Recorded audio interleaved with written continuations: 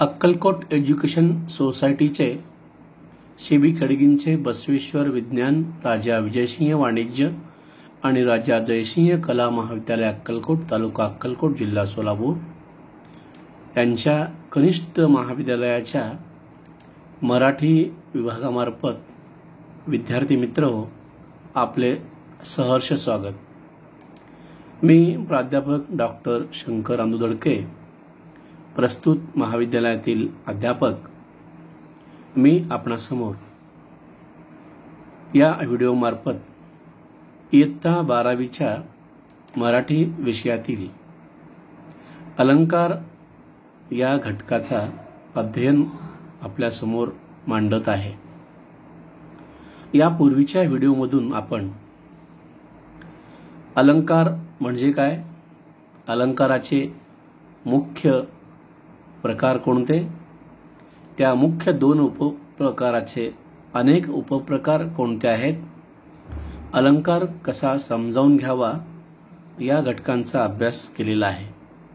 आज इयत्ता 12वीच्या अभ्यासक्रमात जे 4 अलंकाराचे उपप्रकार आहेत, त्या 4ही अलंकाराच्या प्रकारांचा अभ्यास अध्ययन आपण या ठिकाणी करणार आहोत। इयत्ता 12वीच्या अभ्यासक्रमातील अलंकार यापूर्वी तुम्हाला सांगितल्याप्रमाणे ते 4 आहेत। हे सर्व अर्थालंकाराचे उपप्रकार आहेत। त्यातील 1 क्रमांकाचा आहे अनन्वय, दुसरा आहे अपनहुती, तिसरा आहे अतिशोक्ती आणि चौथा आहे अर्थांतरन्यास। ह्या 4ही घटकांचा अभ्यास आपण करणार आहोत। पुन्हा लक्षात ठेवा, पहा, 1 क्रमांकावर आहे अनन्वय, 2 क्रमांकावर आहे अपनहुती, 3 क्रमांकावर आहे अतिशोक्ती आणि 4 क्रमांकावर आहे अर्थांतरन्यास। एक एक प्रकार, त्याची लक्षणे, त्याची उदाहरण, त्याची वैशिष्ट्ये, ही सारी अभ्यासाची पद्धत आपल्या समोर मी मांडत आहे। अनन्वय अलंकार, त्याची व्याख्या अशी करता येईल, उपमेयाला दुसऱ्या कशाचीच उपमा देता येत नसेल, म्हणजेच जेव्हा उपमेयाला उपमेयाचीच उपमा दिली जाते तेव्हा अलंकार अनन्वय होतो। या अलंकारात उपमेय हे अद्वितीय असते, म्हणजेच त्याला दुसऱ्या कशाचीही उपमा देता येत नाही, उपमेयाशी तुलना होत नाही। त्याचं उदाहरण पहा, झाले बहु, होतील बहु, आहेतही बहु, परंतु या समहा। हे जे वर्णन आहे अर्जुनासंबंधी हे वर्णन आहे। महाभारतातील 5 पांडवातील एक योद्धा जो श्रेष्ठ धनुर्धारी होता त्याच्याबद्दलचा हे उल्लेख आहे।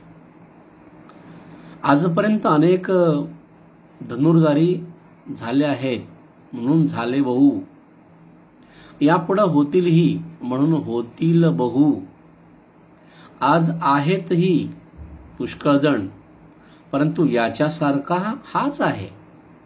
म्हणजे पहा, उपमेयाला दुसऱ्या कशाची उपमा देत येत नाही, उपमेयाला उपमेयाचीच उपमा दिलेली आहे। या समहा, याच्यासारखा हाच आहे, याच्यासारखा दुसरा कोणीही नाही, म्हणजे अद्वितीय आहे। उपमेय हे अद्वितीय आहे, त्याची तुलना कुठेही कोणाशीही करता येत नाही।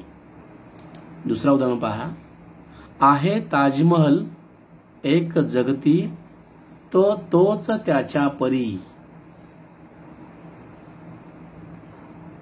जगातील ऐतिहासिक वास्तू म्हणून भारतातील ताजमहल हे सर्वांना परिचित आहे. आणि हा ताजमहल जो आहे तो जगात आहे, तोच त्याच्यासारखा म्हणजे त्याच्यासारखी दुसरी वास्तू या विश्वात या जगात शोधूनही मिळणार नाही याची खात्री दिलेली आहे. म्हणून उपमेय हा शब्द ताजमहाल, उपमान दिसतच नाही म्हणून उपमेयाला उपमा देताना उपमेयाचीच दिलेली असते, म्हणून तोच त्याच्या परी हा शब्द या ठिकाणी घेतलेला आहे. याची वैशिष्ट्ये पहा. उपमेय एखाद्या गुणांच्या बाबतीत अद्वितीय असते. अद्वितीय म्हणजे एकमेव, दुसरं नाही, दुसरा आकडा.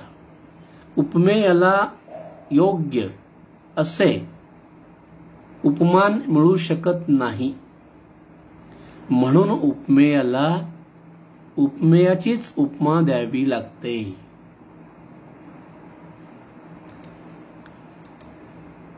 आता दुसरा अलंकार पहा.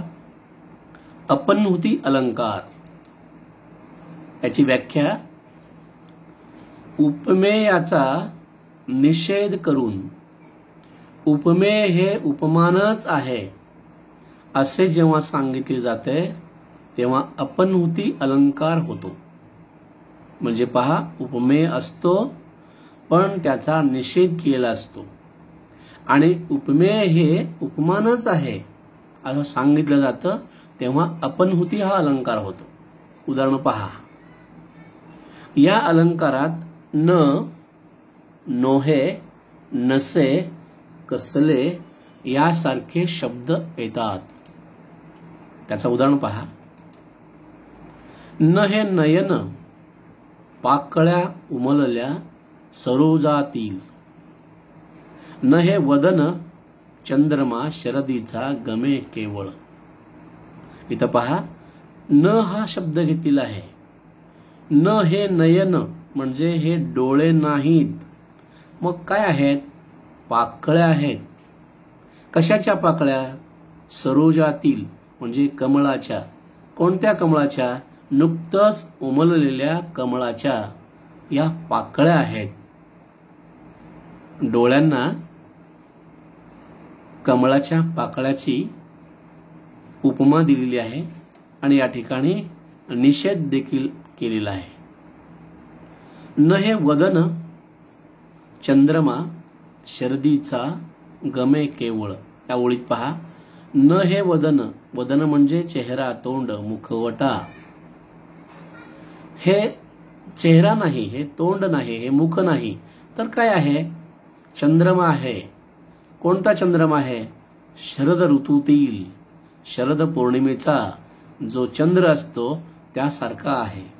म्हणजे या ठिकाणी उपमेयाचा सुरुवातीला निषेध करताना न हा शब्द वापरलेला आहे. जसे इथं सांगतात पहा, न, नोहे, नसे, कसले यासारखे शब्द या ठिकाणी आहेत. आणि या डोळ्यांना कमळाच्या पाकळ्यांची उपमान दिलेला आहे.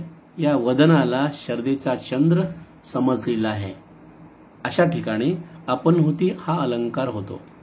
दुसरा उदाहरण पहा. मानेला उचलितो बाळ, मानेला उचलितो नाही ग बाई, फणा काढूनी नाग हा डोलतो.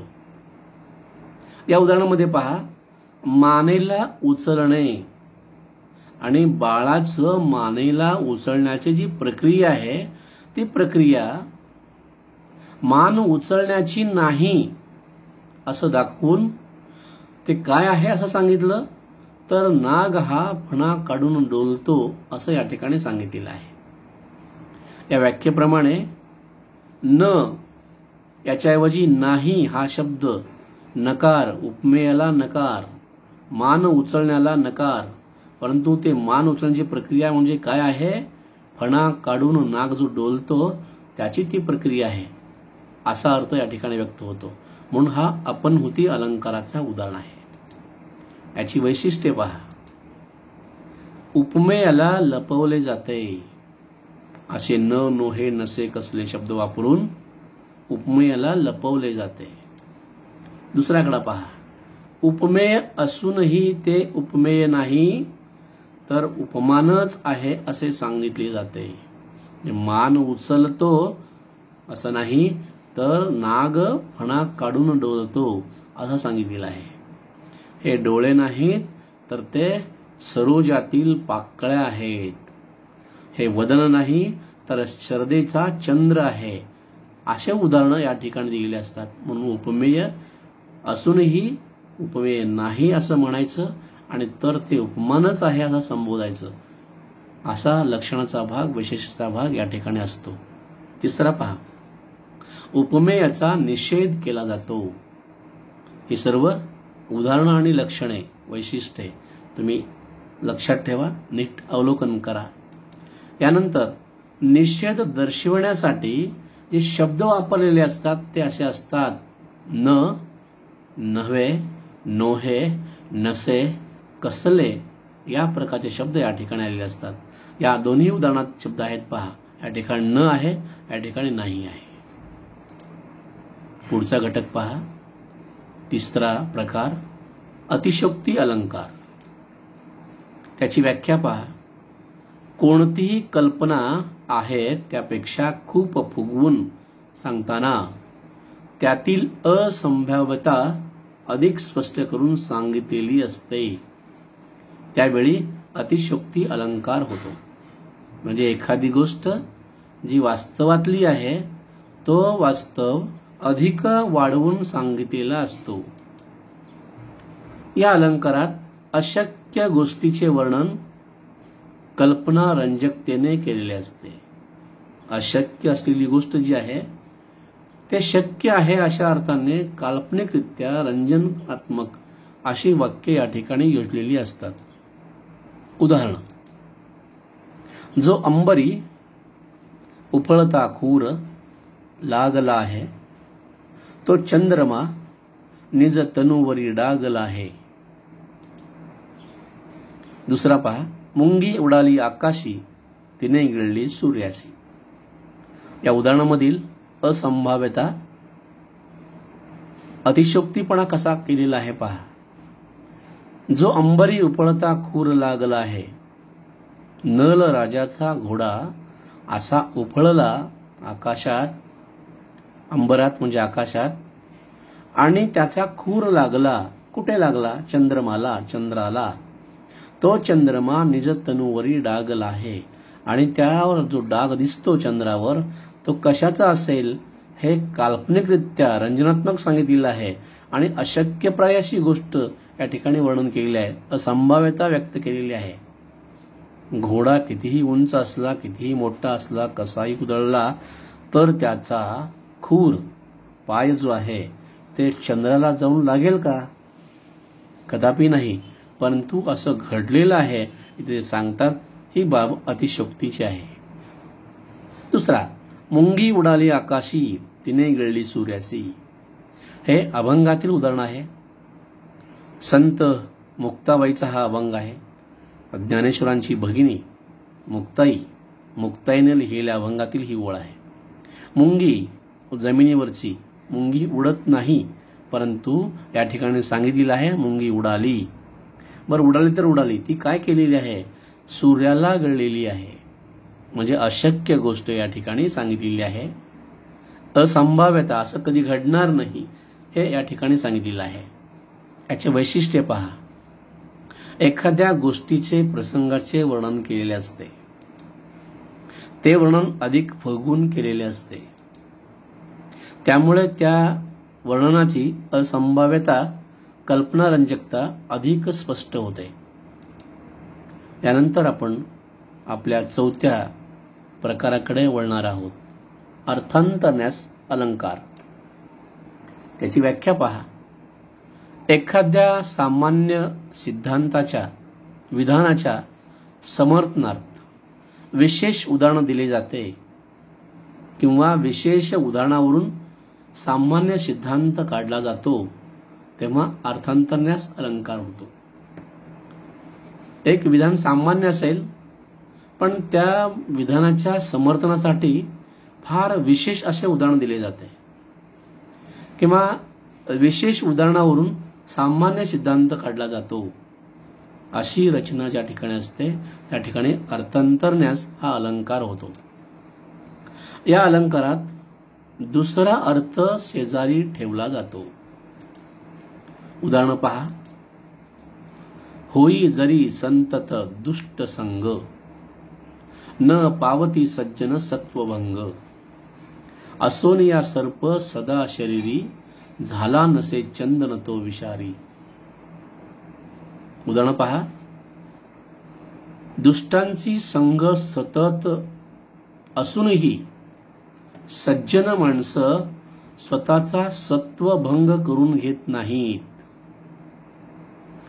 आणि सर्प हा चंदनाच्या झाडाभोवती असतो असं सांगितलं जातं. आणि सर्प हा विषारी असतो आणि तो चंदनाच्या झाडाभोवती वेटोळा घालून बसलेला असतो.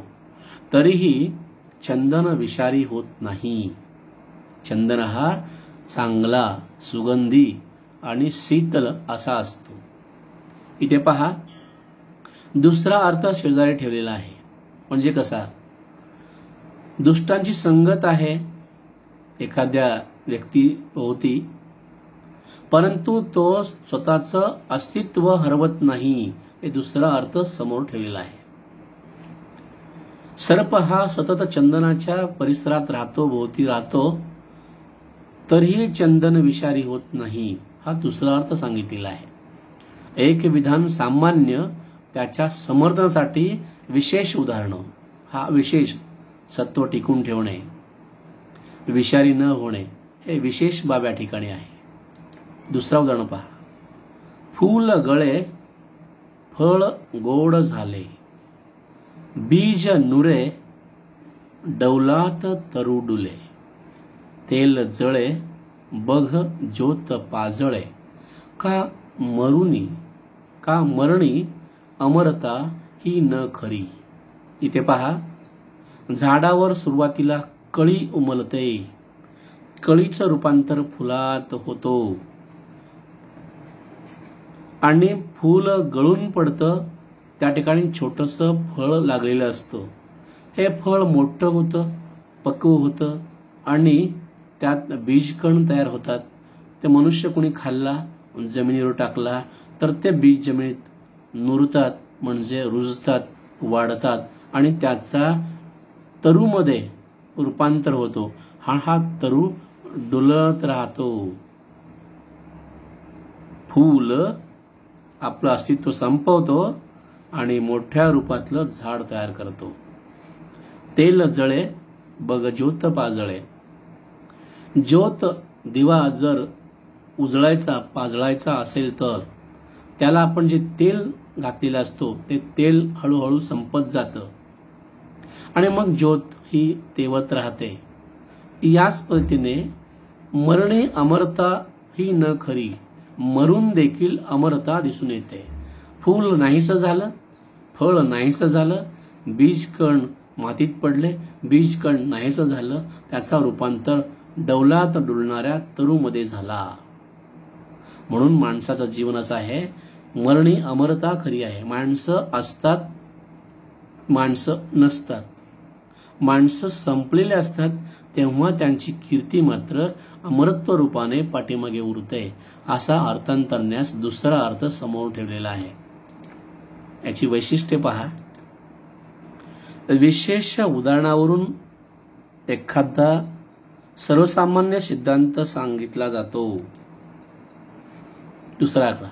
सामान्य विधानाच्या समर्थनार्थ विशेष उदाहरणे दिली जातात.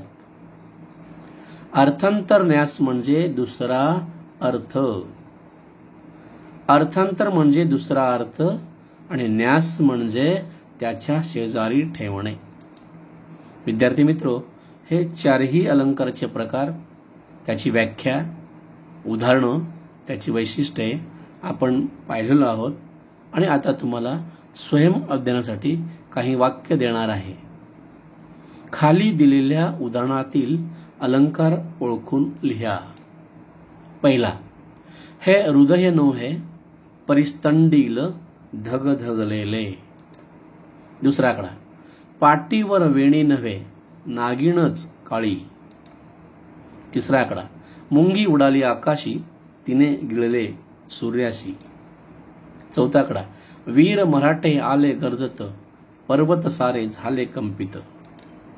पाचवा आकडा, देहाला अवघ्या विठ्ठल ढसला, दंश आणि दवा तोची झाला. सहावा आकडा, तुझ्यासारखा तूची देवा, तुला कुणाचा नाही हेवा. सातवा आकडा, होई जरी सतत दुष्टभंग, न पावती सज्जन सत्वभंग, असोन या सर्प सदा शरीरी, झाला नसे चंदन तो विषारी. आठवा आकडा, झाले बहु होतील बहु, आहेतही बहु, परंतु या सम हा. विद्यार्थी मित्र, तुम्ही हे सर्व उदाहरणं तुमच्या वहीत लिहून काढा, त्याची उत्तरं लिहा. या घटकाप्रमाणेच अन्य अध्ययन साहित्य तुम्हाला ज्या ठिकाणून मिळेल त्याची उदाहरणं या ठिकाणी लिहा आणि सोडवा. पुढील व्हिडिओमधून आपण आपल्या 12वीच्या अभ्यासक्रमातील जो प्रयोग नावाचा घटक आहे त्याचं अध्ययन आपण करणार आहोत आणि तो व्हिडिओ मी तुमच्यासमोर लवकरच सादर करण्याची ग्वाही देतो आणि थांबतो. धन्यवाद.